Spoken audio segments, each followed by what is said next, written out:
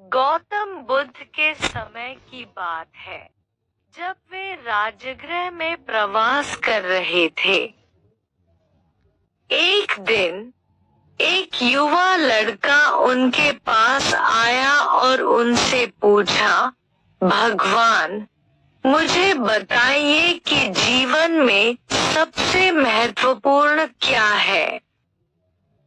बुद्ध ने मुस्कुराते हुए कहा, प्रिय बालक, जीवन में सबसे महत्वपूर्ण है अहिंसा और करुणा। उन्होंने एक कहानी सुनाई। एक समय की बात है, एक राजा ने अपने बगीचे में एक सुंदर हिरण देखा।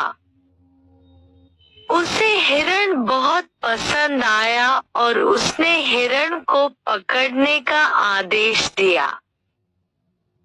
सेना ने बहुत प्रयास किया, लेकिन हिरण को पकड़ने में असफल रही। आखिरकार राजा ने घोषणा की कि जो भी हिरण को पकड़ कर लाएगा, उसे बड़ा इनाम मिलेगा।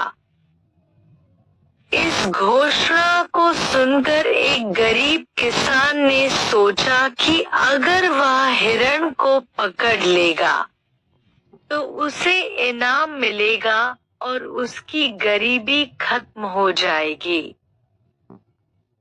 किसान ने अपने खेत में जाल बिछाया और हिरण को पकड़ने की कोशिश की।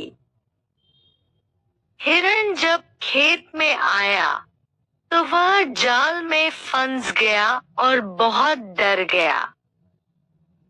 उसकी आंखों में आंसू थे और वह दर्द से चीख रहा था।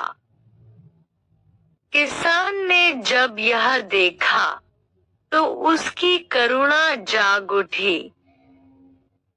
उसने हिरण को छोड़ा और कहा, तुम जाओ, मैं तुम्हें कोई हानि नहीं पहुंचाना चाहता। किसान ने हिरण को बचाकर यह सिद्ध किया कि करुणा और अहिंसा सबसे महत्वपूर्ण गुण है।